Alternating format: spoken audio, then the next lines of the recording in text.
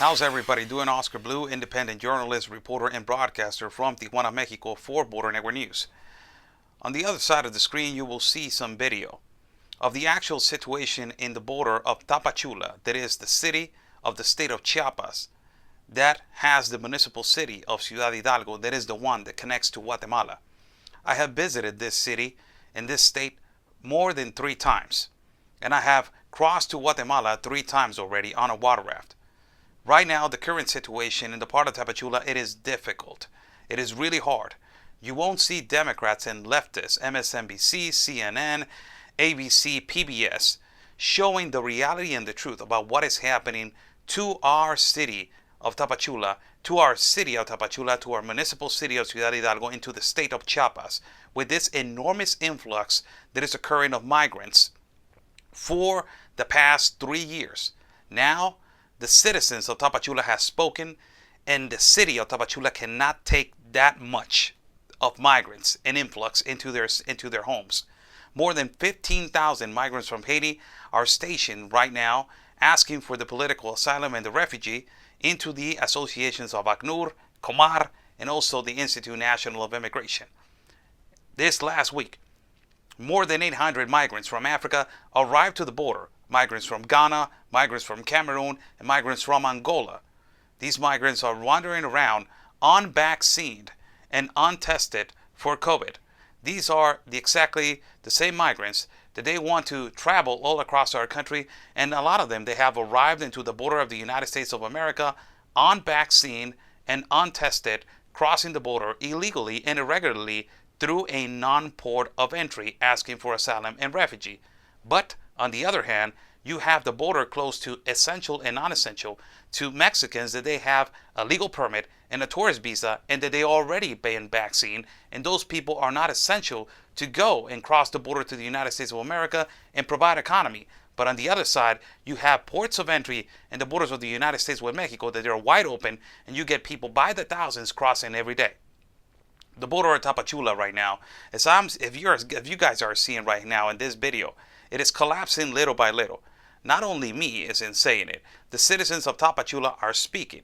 There's businesses that they are complaining about the horrible conditions that the city is located, and the horrible conditions that the city is going through. Also, right now, they're saying that on the sidewalk, the migrants are putting their businesses without a legal permit and without, paying the actual permission to have a business legitimately registered in the city of Tapachula. It has become a problem.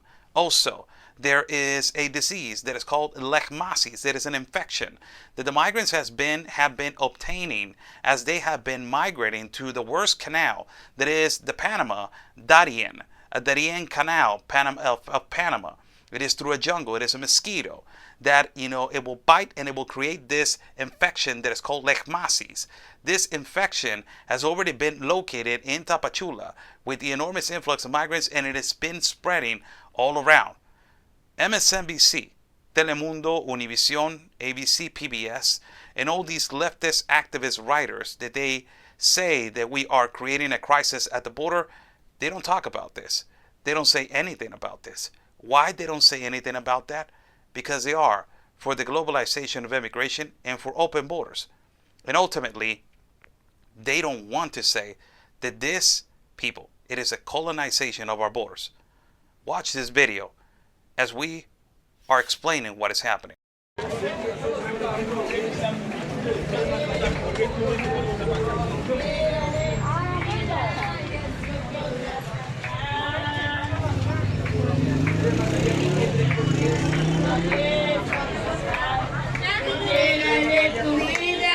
Así podrás cantar.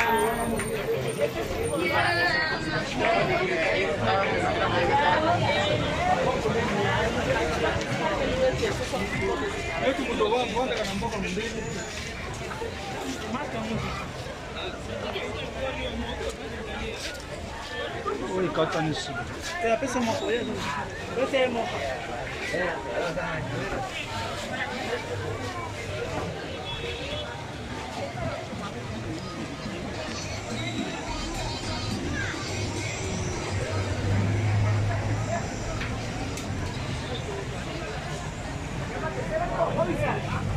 If you guys remember when the first caravan arrived to Tijuana, the big gigantic caravan was in 2015, when more than 15,000 migrants from Haiti came to our city of Tijuana, a city that is, potentially a really diverse and a migrant city. The majority of the migrants from Haiti adapted to our culture, and they have created jobs, and they are hardworking people. A lot of them, they have graduated from college. A lot of them, they have their local businesses. But this people has not stopped since 2015.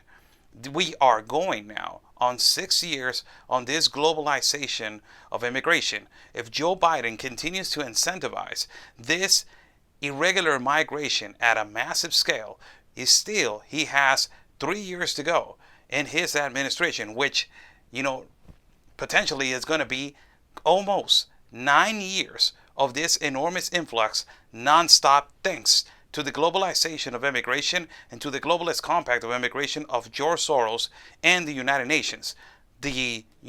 Some incompetent people call George Soros the philanthropist. For God's sake, more than 21,000 unaccompanied minors arriving to your border, and all these people that they're being abused by coyotes and carteles, and all these migrant women that are being raped and abused in the canal of El Darién and going up into Nicaragua, Honduras, and El Salvador, and ultimately being transported in the borders of Tapachula all the way to the borders of the north, and you're calling George Soros a philanthropist?